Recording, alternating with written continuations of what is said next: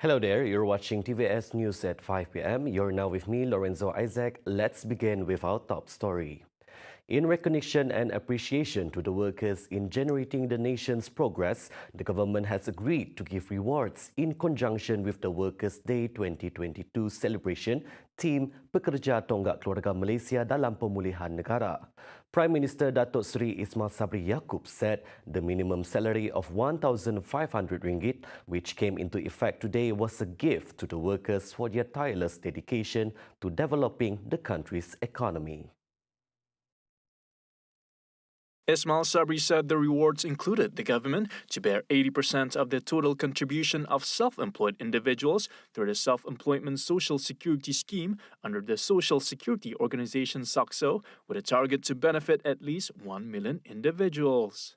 The Prime Minister said the government had also agreed to make it mandatory for the setting up of nurseries in public sector workplaces, including federal and state governments, as well as statutory bodies, before expanding it to the private sectors. According to him, the government has provided an annual grant of 10 million ringgit in 2019 and 30 million ringgit in 2020 for the initiative to provide relief to employees with small children.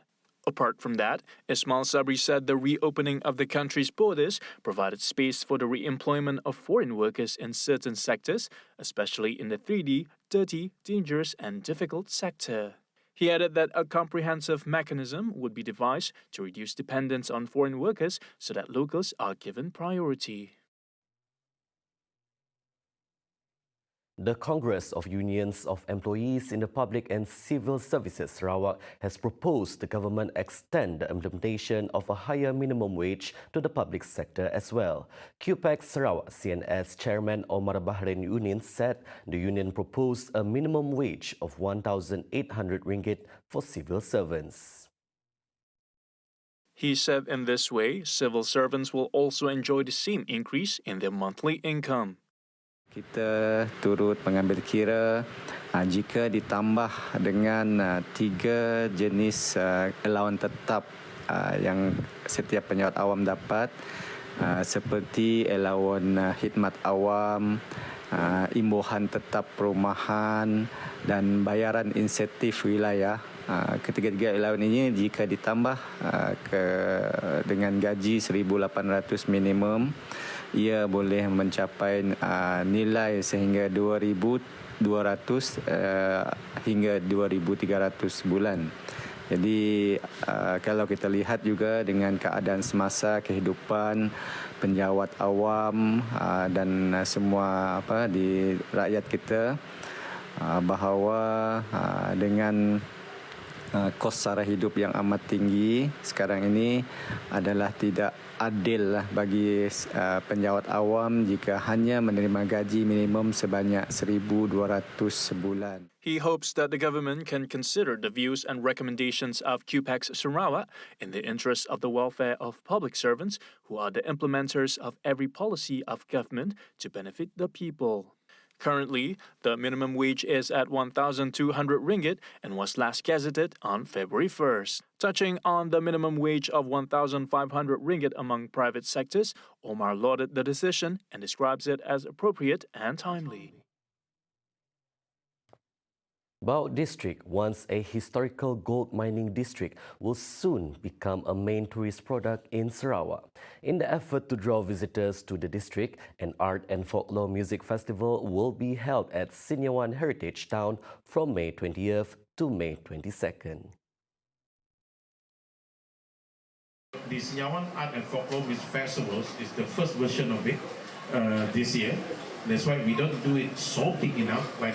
We hope to attract more people to come to Sinyawan to support the event, and of course, we'll pay back, generate the income for the locals in terms of business and so on. Yeah.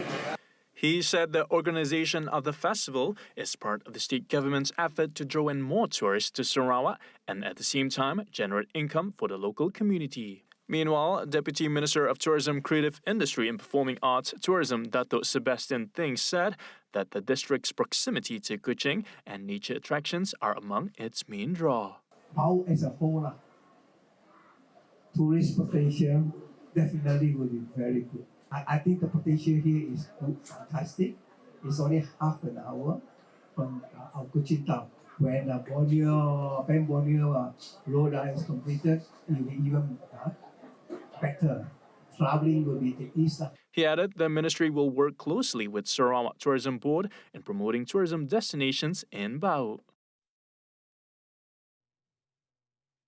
A group of Sarawakians on a flight from Miri to Kota Kinabalu recently caught everyone's attention on board as they don sirat or Iban traditional costume. Part of a 72 Sarawak natives delegation to Sabah, it aims to showcase Sarawak's native tradition and culture through their costume. According to the group leader Peter John Jaban, they are now on a mission to make their mark in Guinness Book World of Records by organizing similar trips in a large scale in the future. This is just a dry run for us to create Guinness Book World of Record. So di masa akan terdekat, in the near future. So our next plan is maybe to fly to Langkawi or maybe to West Malaysia and within our country first. So maybe next year we plan to fly to New Zealand. With more people. So at the moment, there are only 72 of us. So 60 of us are with the sirat, or loincloth. We will organize something bigger. Maybe we will go on one aircraft. 300-500 orang akan menaiki pesawat untuk pergi ke satu destinasi. Mungkin 500-600, mungkin 1,000 orang akan memakai sirat menaiki pesawat. Upon arrival, the group performed a flash mob at Sabah waterfront in Kota Kinabalu alongside other Sarawakians musicians, as well as cooking and tattoo making demonstration. Now, upon arriving in Kota Kinabalu International Airport, kami akan terus pergi ke waterfront Sabah untuk membuat satu flash mob. Flash mob is kami akan tiba di waterfront Sabah nanti selepas dari airport terus ke waterfront Sabah untuk membuat flash mob. Ialah berjalan di waterfront and then duduk makan and then main sapek. We have our famous sapek player and other musicians as well untuk membuat persembahan lah. Kami akan mengadakan pertunjukan memasak, membuat tatu dan membuat persembahan tradisional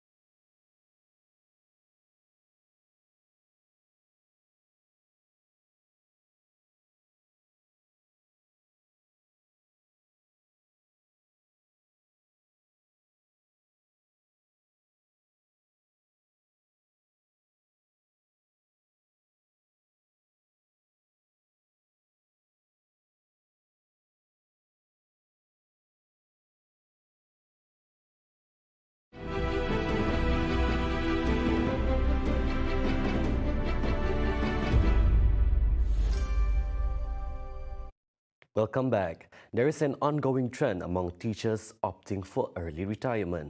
The statistic by the National Union of Teaching Profession in recent years showed that about 10,000 teachers had applied for early retirement. According to Sarawak Teachers Union STU President Adam Prakash Abdullah, there are numerous reasons why teachers leave early, but the burden of non-teaching tasks is at the top of the list. Adam said Malaysian teachers are focused on too much clerical work instead of concentrating on their core business of teaching. He argued that teachers should have enough time to plan their lessons to carry out their jobs effectively. He also pointed out that teachers are pressured by unrealistic demands from parents. Contohnya memastikan anak-anak ini berada dalam keadaan selamat sehingga ibu bapa mengambil mereka balik yang berlaku kadang-kadang hingga lewat petang. Dan ini menyukarkan pihak guru kerana mereka juga ada keluarga yang perlu mereka jaga dan seperti ibu bapa lain, mereka perlu balik ke rumah selepas bekerja. Jadi tuntutan-tuntutan ibu bapa ini juga salah satu sebab ramai guru merasakan bahawa kerja dan kerjaya guru ini sudah tidak menarik lagi lah untuk mereka. Adam pointed out that STU received complaints from teachers concerning the home-based teaching and learning during the pandemic, and teachers were required to key in data repeatedly. Di mana guru-guru dapat mendapati ramai pelajar tidak dapat menyertai kelas PDPR ini. Dan apabila kegagalan pelajar-pelajar ini melalui kelas PDPR, guru-guru akan dipersalahkan atas kegagalan ini. Walhal kita semua tahu infrastruktur kita tidak menyokong kepada PDPR yang telah dilakukan pada 2 tahun yang lalu, ya. Internet di kawasan-kawasan luar bandar. A teacher from SK Sungai Pasin, Clara Beatrice, said it is crucial to overcome this issue by addressing teachers' working conditions, improving management at schools, implementing better policies, and ensuring greater use of local deployment. If compared to 10 or 20 years ago, it is very different in terms of teachers' job scope. However, if we look at the bright side, the long-serving teachers choose to retire earlier, maybe because they want to give the new generations the opportunity to contribute to our nation in the education field. The same was expressed by Wong Hung Huang, a teacher who have served for almost 7 years, said that teaching are no longer enjoyable as it used to be. Bagi pendapat saya sebagai seorang guru yang sudah berada dalam perkhidmatan selama 7 tahun, punca-punca guru bersara lebih awal ada beberapa faktor, iaitu yang pertama, tugas tidak tertumpu kepada tugas hakiki guru, sistem yang sentiasa berubah-ubah, hilang keseronokan bertugas, tiada kepercayaan terhadap guru ekoran segala perkara memerlukan bukti, dan perkara yang mudah selalu dirumitkan dalam pengurusan.